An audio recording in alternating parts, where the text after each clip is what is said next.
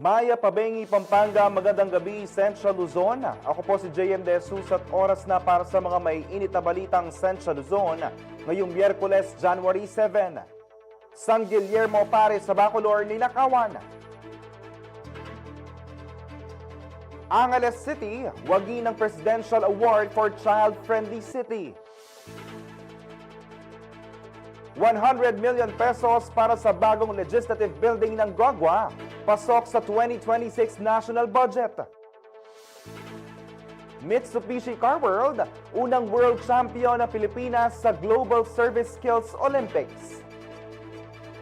At Pinay singer na si Gwyn Dorado, second placer sa Korean singing competition.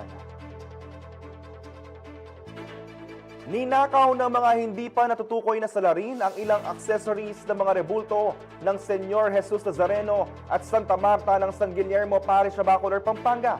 Kabilang sa mga ninakaw, ang wooden crown of thorns, wig, red velvet belt, vestment, handkerchief, wooden keys at hikaw ng mga naturang imahen.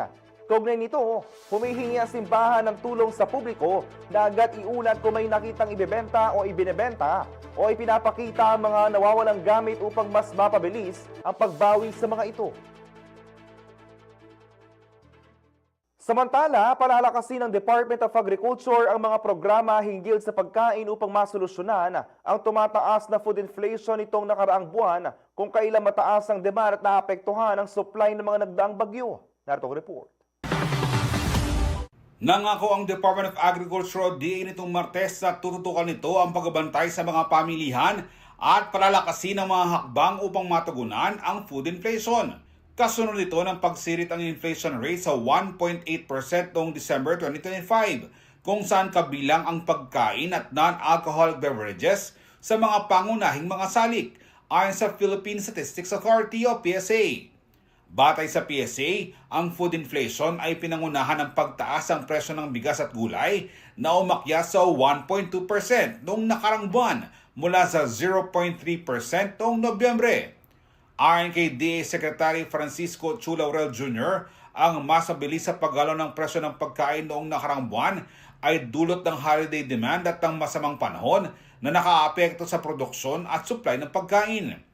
Kaya naman kailangan kumilos raw ng mas mabilisang kagawaran, partikular sa paghihigpit sa market monitoring, pabilisin ang produksyon, agad na ilabas ang nakaimbak na supply at palawakin ang mga safety net programs gaya ng 20 pesos kada kilo na bigas upang mapigil ang pagtaas ng presyo, ani Chu Laurel.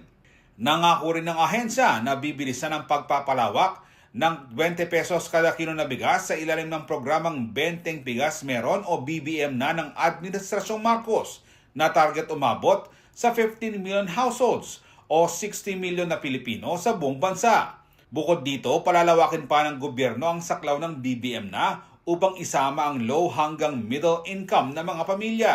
Sa datos ng DA Bantay Presyo, ang kasalukuyang presyo ng premium o 5% broken imported rice sa Metro Manila ay nasa 50 pesos kada kilo at may price range na 48 pesos hanggang 52 pesos kada kilo. Samantalang imported well-milled rice ay nasa 46 pesos kada kilo habang 42 pesos kada kilo naman ang imported regular milled rice. Para sa lokal na bigas, ang premium ay nagkakahalaga ng 50 pesos kada kilo, ang well-milled ay nasa 45 pesos kada kilo at ang regular milled ay 40 pesos kada kilo. Ako si Jody Dizon Mercado para sa CLTV 36 News. May tuturing daw na record-breaking ang mahigit 1.3 trillion pesos na budget para sa edukasyon ngayong 2026 na gagamitin sa mga pangunahing pangangailangan ng mga mag-aaral tulad ng silid-aralan at mga guro. Naritong report. May tuturing daw na makasaysayan para sa edukasyon sa Pilipinas ang 2026 national budget matapos aprobahan ng record high na pondo para sa nationwide tutoring, malawakang pagtatayo ng mga silid-aralan at pagkuha at promosyon ng mas maraming guro. Pinasalamatan ni DepEd Secretary Sani Angara ang paglagda sa 2026 General Appropriations Act dahil hindi lamang pinakamalaki ang natanggap na pondo ng sektor ng edukasyon, kundi unang beses ding pumasa sa pandaigdigang pamantayan. Nilagdaan ni Pangulong Ferdinand Marcos Jr. nitong Lunes ang mahigit 6.7 trillion pesos sa pambansang budget para sa 2026, kung saan nakatanggap ang edukasyon ng record daw mahigit 1.3 trillion pesos. Mas mataas anya ng 30% ang education budget kumpara noong nakarang taon at ang alokasyon ay pasok na ngayon sa inirekomenda ng UNESCO na 4 to 6% na halaga ng gross domestic product. Malinaw na nakatuon ng budget sa learning recovery asa matagal ng kakulangan sa basic education. Isa sa pinakamalaking napondohan ng school feeding program na mula 3 billion pesos noong 2022 ay umakyat sa mahigit 25 billion pesos sa 2026. Binigyang diin din ni Angara ang Academic Recovery and Accessible Learning Program na sa unang pagkakataon ay nakatanggap ng 9 billion pesos. Bonsod nito, magkakaroon na ng tutor bilang tulong sa mga mag-aaral na humabol sa pagbasa at matematika matapos ang learning loss sa mga nakarang taon. Palalawakin din ang pagtatayo ng mga silid-aralan kung saan tinatayang 24,000 na classrooms ang sisimulang ipatayo upang matugunan ang matagal ng kakulangan sa mga paaralan. Gayunman, aminado si Angara na hindi lahat ng silid-aralan ay matatapos sa loob ng isang taon dahil sa schedule ng paglalabas ng pondo at matagal na construction period. Sa ilalim ng 2026 GA, hindi na lamang ang Department of Public Works and Highways ang maaring magpatayo ng classrooms dahil pinahihintulutan na ring magpatupad ng mga proyekto ang Department of Education, local government units, at maging ang mga kwalipikadong civil society at non-government organizations. Tinitignan din ng DepEd ang pakikipag-partner sa hanggang 80 lalawigan, 160 lungsod at ilang munisipalidad, gayon din sa mga organisasyong may napatunayang karanasan sa school construction, lalo na sa geographically isolated and disadvantaged areas. Bukod sa infrastruktura, sinabi ni Angara na may malaking benepisyo rin para sa mga guro ang 2026 budget, kabilang ang paglikha ng humuhigit kumulang 65,000 bagong plantilla positions upang matugunan ang kakulangan ng guro sa buong bansa. Patuloy ding pinalawak ang promosyon ng mga guro sa ilalim ng Expanded Career Progression System na pinakamalaki umanong naaprubahan sa kasaysayan. Ako si Jody Dizon Mercado para sa CLTV 36 News. Pinarangalan ng Angeles City bilang national finalist at regional winner sa 2025 Presidential Award for Child-Friendly Municipalities and Cities. Para ito sa patuloy na pagsusulong ng lungsod ng mga programang para sa kapakanan ng kabataan. Kaugnay nito, personal na ipresenta ng City Social Welfare and Development Office kay Mayor Carmelo John Lazatin II ang mga plake ng pagkilala na iginawad ng Council for the Welfare of Children at Department of Social Welfare and Development. Ginawaran ng syudad sa seremonyang ginanap sa Philippine International Convention Center sa Pasay City noong December 22, 2025. Ayon kay Mayor Lazatin, bunga ang parangal ng sama-samang pagsisikap ng CSWDO, mga tanggapan ng lungsod, barangay at iyong katuwang sa pagpapatupad ng mga programang nagtataguyod sa karapatan at kaunlaran ng mga batang Anghelenyo.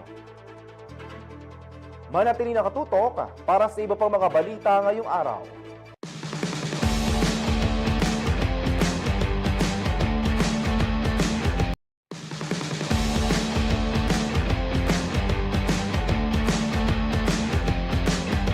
Nagbabalik ang CLTV 36 News. May nakalang 100 million pesos na pondo sa 2026 national budget para sa pagtatayo ng bagong legislative building sa bayan ng Guagua, Pampanga ayon sa municipal government. Ayon kay Mayor Tonton Torres, magsisilbi ang gusali bilang hiwalay at permanenteng tanggapan ng sangguniang bayan at iba pang legislative operations ng lokal na pamahalaan. Sa isang Facebook post, pinagpasalamat ng alkalde ang pagsasama ng proyekto sa pambansang budget sa tulong ni Pampanga 2nd District Representative Gloria Macapagal Arroyo at dating kongresista na si Mikey Arroyo. Kinilala rin ni Torres si Pangulong Ferdinand Marcos Jr. sa pag-aproba at paglagda sa General Appropriations Act of 2026.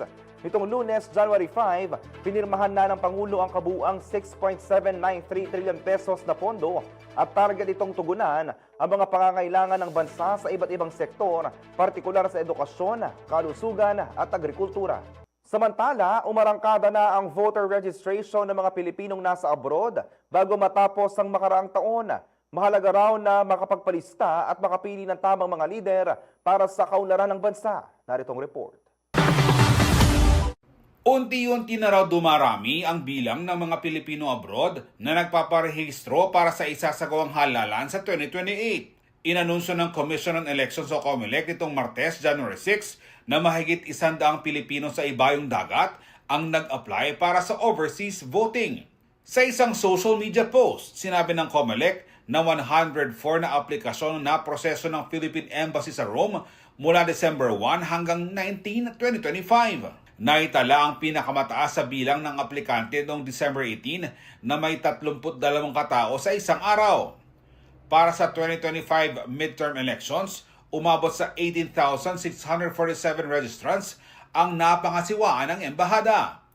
Hinikayat naman ni Philippine Ambassador Neil Imperial ang mga Pilipino sa abroad na magparehistro at gamitin ang kanilang karapatang bumoto, kasabay ng pagbibigay diin sa kahalagahan ng pakikilahok sa nation building at sa pagpili ng mga karapat-dapat na lider. Bukas na rin ang iRehistro platform ng COMELEC para sa overseas voter registration. Maaaring bisitahin ang mga aplikante ang iRehistro.comelec.gov.ph/OVF1 at sagutan ng OVF1 form. I-save ang system-generated PDF at iprint ito sa folio size sa papel. Muling nagbukas ang overseas voter registration noong December 1, 2025 at tatagal hanggang September 30, 2027. Kabilang sa mga maaaring magparehistro ang mga Pilipinong edad 18 pataas na nasa ibang bansa sa panahon ng halalan sa May 2028, gaya ng overseas Filipino workers, immigrants at dual citizens. Kailangan ng valid Philippine passport, seafarer's record book, o Certificate of Approval for Retention o Reacquisition para sa mga dual citizen. Maaaring magsumite ng aplikasyon sa mga Philippine Embassy, Consulate at Cultural Office o sa Office for Overseas Voting sa Intramuros, Maynila. Batay sa datos, may humigit kumulang 1.2 million rehistradong overseas voters noong nakarang halalan. Ako si Jody Dizon Mercado para sa CLTV 36 News. Sa ibang balita, naging matagumpay ang mga operasyon ng PIDEA nitong 2025, bunsod ng pinalakas ng mga programa kontra droga at ang aktibong pakikipag-ugnayan ng taong bayan na nagresulta sa pagkukumpiska ng mahigit 47 bilyong pisong iligal na droga. Naritong report. Ibinahagi ng Philippine Drug Enforcement Agency o PIDEA na nasa 48.80 billion pesos ang halaga ng mga iligal na droga na nakumpiska ng pamahalaan sa mga ipinatupad na anti-drug operations noong 2025.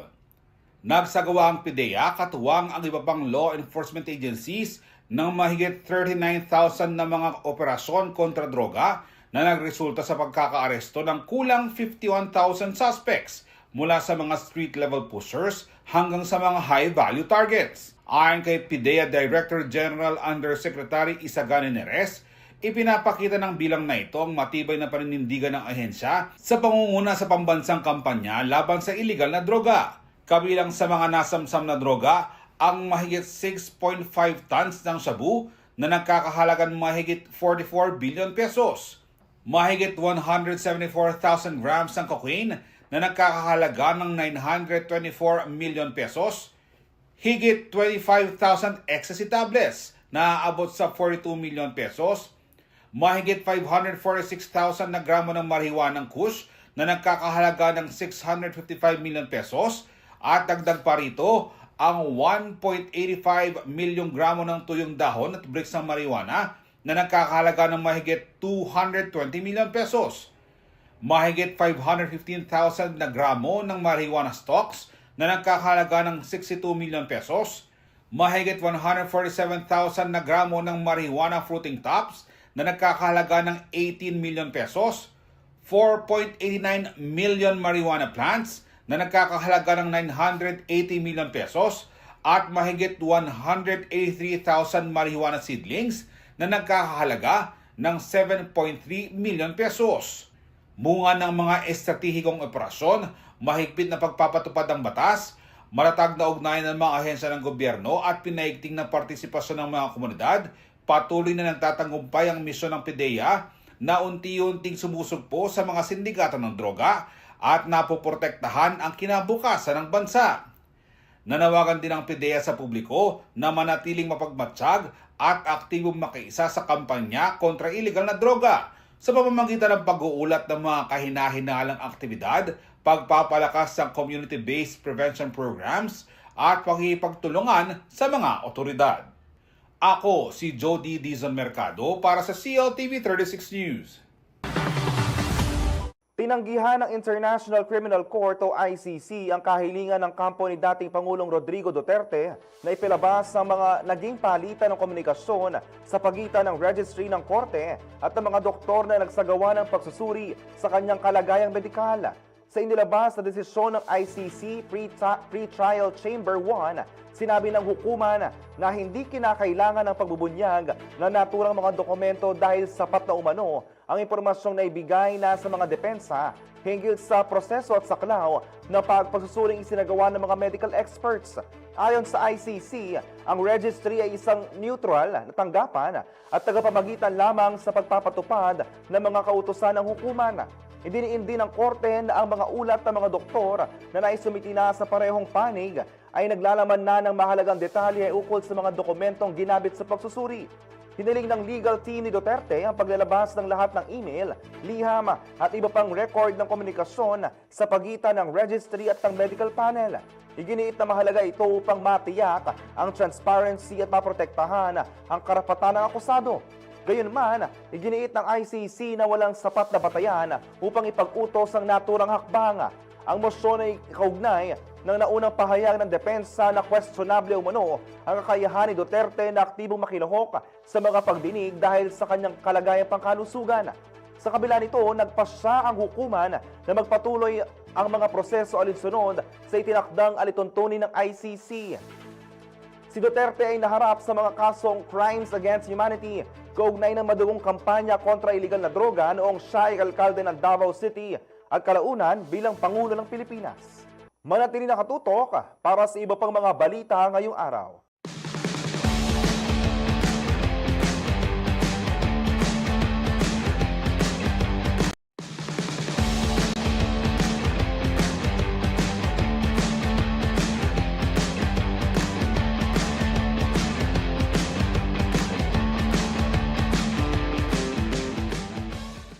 Nagbabalik ang CLTV 36 News. Isang makasaysayang tagumpay ang nakamit ng Mitsubishi Car World matapos tanghaling world champion ang kanilang kinatawan sa Global Service Skills Olympics na ginanap sa Tokyo, Japan. Naritong report. The world champion is here! Literal na nag-uumapaw ang galak at tuwa ng buong Car World Group at Mitsubishi Motors Philippines Corporation dahil sa kauna-unahang pagkakataon sa kasaysayan, isang Pilipino ang itinanghal na world champion sa prestihiyosong Global Service Skills Olympics na ginanap sa Tokyo, Japan nitong Desyembre.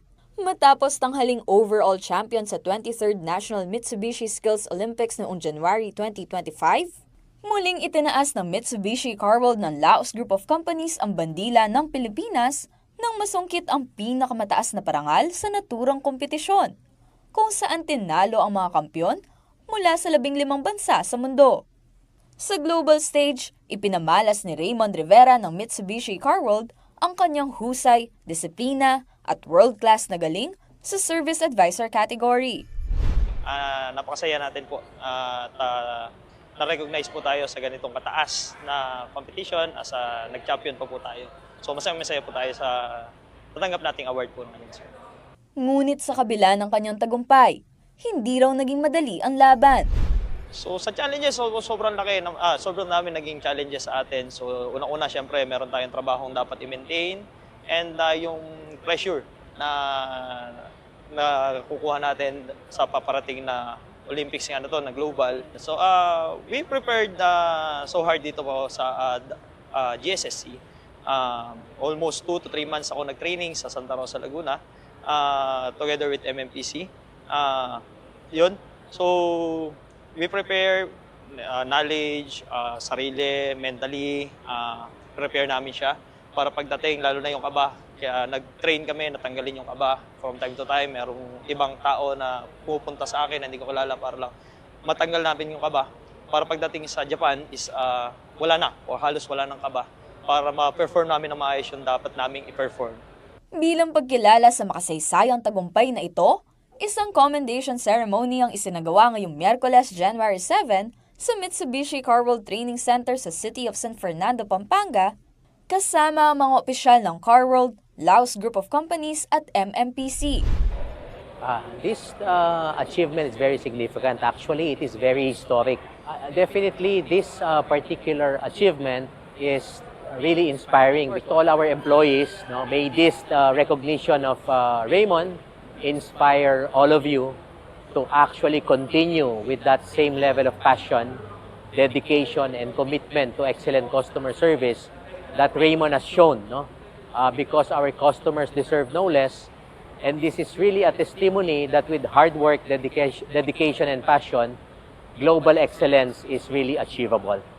Samantala, hinimok naman ni Toco Imay, Executive Vice President for After Sales ng MMPC, si Rivera na ibahagi ang kanyang mga naging karanasan at natutunan sa kanyang mga katrabaho. I would like to tell him, ask him to share his knowledge and share his experience to his colleagues, for other colleagues to catch up and improve his skill, so that our Mitsubishi Car World Group improves their performance and provide better customer experience to customers. So once again, congratulations to Car World, congratulations to Mr. Raymond, and also congratulations to Mitsubishi Motors Philippines to achieve the first ever World Championship in global contest. Sa mga young Pinoys natin dyan na nangangarap din at nagtatrabaho, syempre, work hard lang and yung dedication lang doon sa ginagawa natin. Siguro after this milestone, nakikita ko yung sarili ko na na ginagawa or ginagawa na sa dealer ko ano man yung natutunan ko sa competition na to, kung ano may natutunan ko sa training sa ginagawa namin. So i-apply ko ito sa lalo-lalo na sa mga customers natin na maging number one or yung highest na customer experience yung ipaparanas natin sa kanila. Kasama si Raymond Tasoy, Arlene Salonga, CLTV 36 News. Samantala, pinagdiwang ng Filipino community sa Honolulu, Hawaii at Shanghai, China ang Paskong Pinoy sa pamamagitan ng mga parola ipinadala ng City Government of San Fernando, Pampanga at mga local Fernandino artisan. Bilang regalo ng syudad, inilagay ang mga San Fernando lanterns sa isang pangunahing lugar sa Honolulu, kabilang ang City Hall, State Library of Hawaii at mga simbahan at community centers. Samantala, isang lighting ceremony naman ang isinagawa sa Sacred Heart Church sa Pudong, Shanghai para dito. Nagpaabot naman ng pasasalamat sa pamahalaang lungsod ang mga Consul General ng Honolulu at Shanghai. Anila, nagsilbing simbolo ng kultura, pagkamalikhain at Filipino identity ang mga parol sa mga Pilipinong nasa ibang bansa.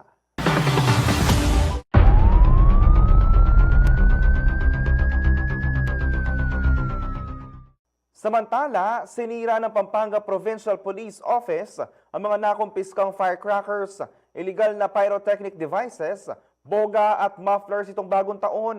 Isinagawa ang public disposal ngayong Miyerkules, January 7 bilang bahagi ng kampanya na tanggapan para sa kaligtasan ng komunidad. Ayon kay Provincial Director Police Colonel Eugene Marcelo, patunay ang hakbang na ito sa seryosong paninindigan ng pulisya sa kaligtasan ng komunidad at sa pagpigil sa paggamit ng mga iligal at delikadong kagamitan, lalo na sa mga pampublikong lugar at pagdiriwang. Samantala, nagbabala naman ang Philippine National Police na mas paigtingin nito ang pagpapatupad ng mga batas at ordinansa laban sa mga motor na may open pipe at illegal modified mufflers upang mapanatili ang kaayusan at disiplina sa kalsada.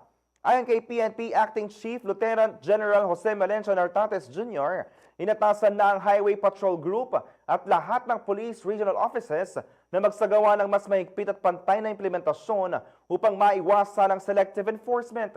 Nilinaw naman ng kapulisan na ang kampanya ay hindi agad nakatuon sa pagkakahuli, kundi sa pagpapaliwanag at paghikayat sa mga rider na sumunod sa batas at iwasan ang mga ipinagbabawal na pag-modify sa sasakyan.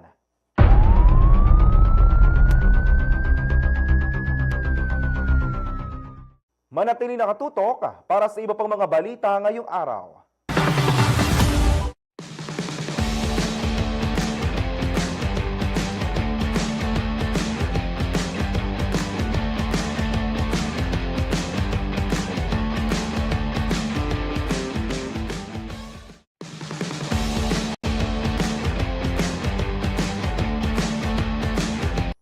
Nagbabalik ang CLTV 36 News. Say hello to the Kia Sonet, a compact SUV built for both daily drives and weekend getaways. It's stylish, practical, and loaded with features that deliver comfort and performance you'll truly appreciate. And the best part, the Kia Sonet is now available at Kia Clark under Laos Auto Group. Find out why this could be your family's next favorite ride.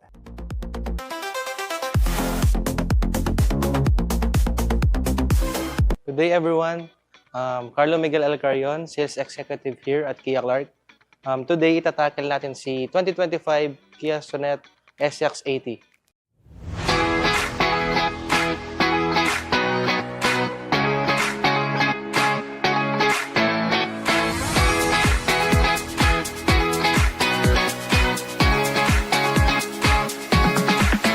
Sa front face ni Kia Sonet is makikita natin ang signature Tiger nose grille. Tapos, makikita mo rin dito ang kanyang daytime running light. And si top of the line Kia Sonet, siya lang ang meron glossy grills. And dito rin natin makikita ang pinakabagong logo ni Kia. And si Kia Sonet is equipped na rin siya with LED lights. Lahat siya ay naka-LED na pati sa likod.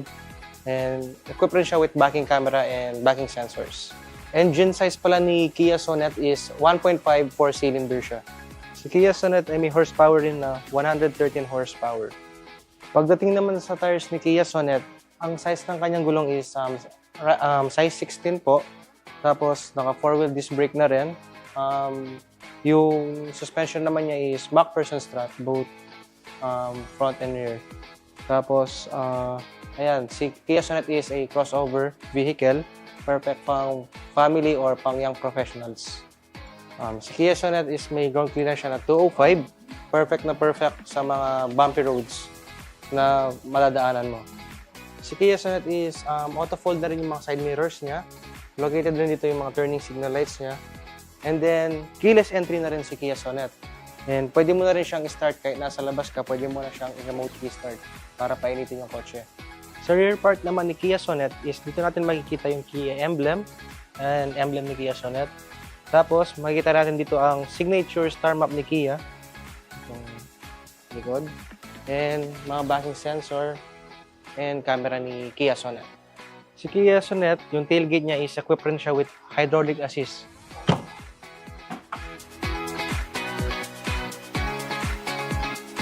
Yung trunk area naman ni Kia Sonet is kasya ang dalawang luggage and isang hand carry. Si Kia Sonet is 60-40 folding siya, pwedeng yung left side or right side lang i-fold mo.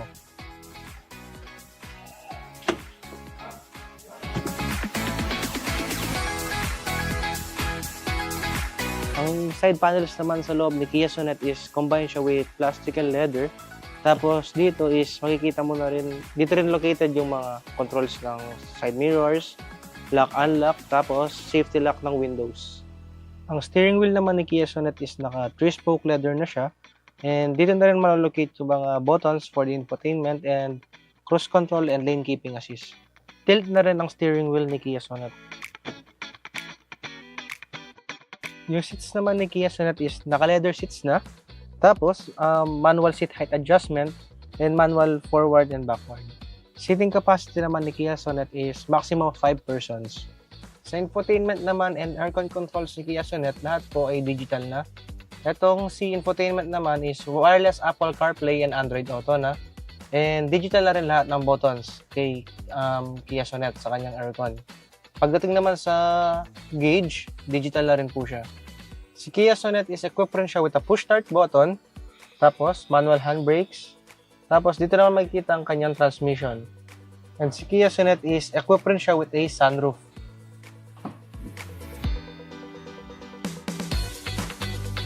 Price starts at 778. Tapos promo starts naman ni Kia Sonet is 48K DP. Inclusions naman natin is free LTO registration for 3 years, KDX Essential Tint, roadside assistance, 1-year Laos Care worth 32,500. For inquiries, pwede po kayong tumawag sa 0998-587-8260 or mag-message kayo sa official Facebook page ni Kia Clark, or you may visit us here sa loob ng Clark, Kia Clark po near Coffee Bean and Yellow Cab. And pwede rin kayo mag-book ng test drive call lang kayo sa number. Kia, movement that inspires.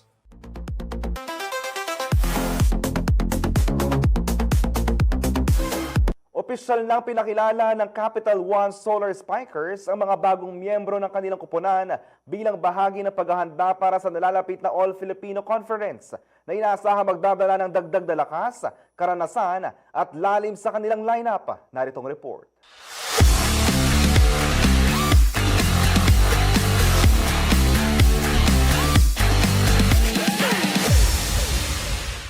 Mas pinalakas ng Capital One Solar Spikers ang kanilang roster para sa nalalapit na 2026 Premier Volleyball League All-Filipino Conference sa pamamagitan ng pagkuha ng 8 bagong manlalaro na naghahalo ng karanasan at potensyal sa lineup. Kabilang sa mga bagong pasok sa kampo ng Solar Spikers, sina Pauline Gaston, Cherry Nunag, Isa Jimenez, Franz Ronquillo, Shaya Adorador, Jazz Nabor, Rachel Horbina at Ezra Madrigal. Ang huling 4 ay nauna ng inanunsyo bilang bahagi ng core rebuild. Si Pauline Gaston ay dating manlalaro ng Cherry Tigo Crossovers bago pumasok sa Capital One ngayong 2026 matapos ang stint niya sa liga mula 2023 hanggang 2025. Si Cherry Nunag, na kilala sa kanyang pagiging middle blocker, ay nagmula sa Chocomucho Flying Titans kung saan siya naglaro mula 2021 hanggang 2025 bago lumipat sa Solar Spikers. Kabilang naman sa bagong grupo sina Isa Jimenez at Franz Ronquillo na parehong naglaro para sa Galleries Tower High Risers bago sila sumali sa Capital One na nagbibigay ng dagdag na talino sa wing at back row rotation. Kasama rin sa listahan si Shaya Adorador na mayroon ng mahaba at respetadong karera sa PVL. Kabilang ang kanyang huling stint sa Cherry Tigo Crossovers. Si Jazz Nabor, isang biyasang setter na naglaro rin para sa Cherry Tigo. Pati na si Ezra Madrigal na nagmula sa Akari at may karanasan sa ilalim ng coach na si George De Brito, at ang bagong libero na si Rachel Horvina na nagbigay ng katatagan sa depensa sa kanyang dating club. Ang mga bagong salta ay inaasahang susuportahan ng mga pangunahing manlalaro ng Solar Spikers tulad ni Bella Belen na kamakailan lamang ay naging overall number 1 pick sa 2025 PVL Rookie Draft at ang iba pang key players sa team. Sa ganitong malawak na off-season overhaul, umaasa ang Capital One na mas magiging competitive sila at mas mapalalakas ang kanilang laban sa mas mataas na antas ng kompetisyon sa nalalapit na All-Filipino Conference. At yan po ang Game On. Raymond Tasoy para sa CLTV 36 News.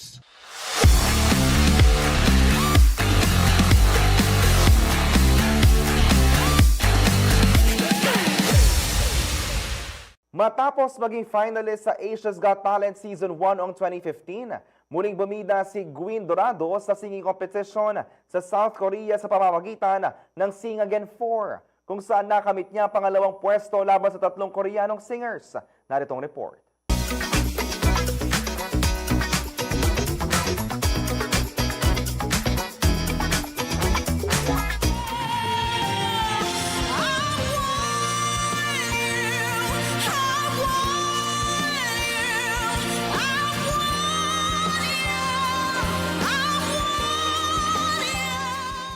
Isang Pinay na naman ang namayagpag sa international stage. Ito ay matapos hirangin na second place sa finale ng Korean singing show na Sing Again Season 4, si Gwyn Dorado nitong January 6. Siya ay nakipagsabayan sa 3 pang Korean singers na sina Leo Wook, Kim Jaemin at Slowly. Bawat isa ay nag-perform ng 2 kanta sa finale. Inawit ni Dorado ang Light Up, isang hip-hop at R&B track na ginawa ng music producer duo na Groovy Room, at cover song ng kantang Etude of Memory ni Kim Dong-rul.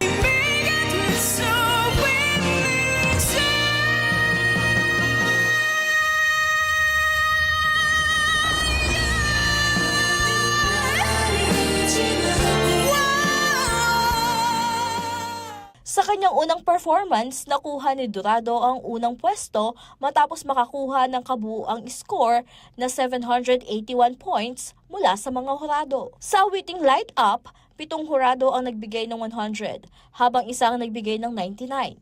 Dahilan para makakuha siya ng total na 799 points. Pagkatapos pagsamahin ng dalawang judges' score, nanguna si Dorado sa 1,580 points, habang pumangalawa si Slowly na may 1,546. Sinundan ni Kim Jae-min na may 1,531 at ni Leo Wook na may 1,527 points. Ngunit nang idagdag na ang iba pang mga puntos sa online votes at music streams, si Leo Wook ang naging panghuling nagwagi.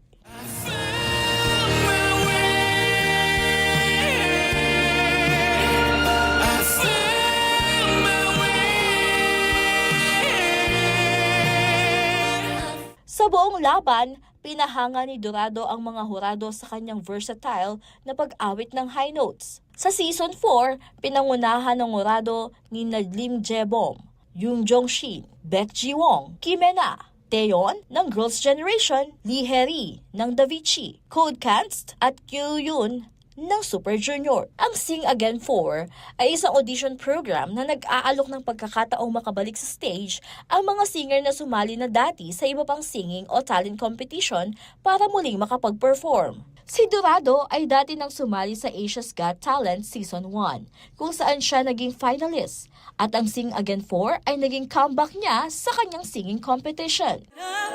Light up, light up, light up. 잊지 말자 우리 지금 이 순간.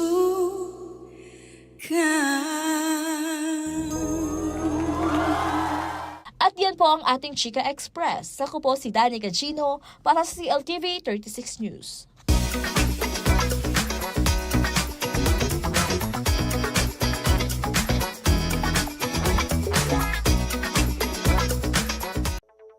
At yan ang mga balitang nakalap ng CLTV 36 News. Para sa karagdagang detalye, maaari niyong i-follow ang aming social media pages. Sa Facebook, CLTV 36 Official, CLTV 36 News. Sa X, CLTV 36. Sa Instagram, CLTV 36 Official. Kung nais niyong balikan ang mga programa ng CLTV, pwede niyong bisitahin ang aming YouTube channel na CLTV 36 Official at ang aming website at www.cltv36.tv. I-promote ang iyong negosyo para mas marami ka maabot sa TV at social media sa pamamagitan ng pagkikipag-partner sa CLTV 36. Magpa-advertise na at i-feature yung produkto o serbisyo sa aming mga news at public affairs program. Para sa inquiries, mag-message sa aming official Facebook page o tumawag at mag-text sa mga numerong 0930-381-9332 o 0918-854-2357. Mapapanood din ang mga programa ng CLTV nationwide via Signal Channel 115 at sa ating cable partners. Kasama ang buong puwersa ng CLTV News and Current Affairs, ako po si JM De Jesus. Maraming salamat po.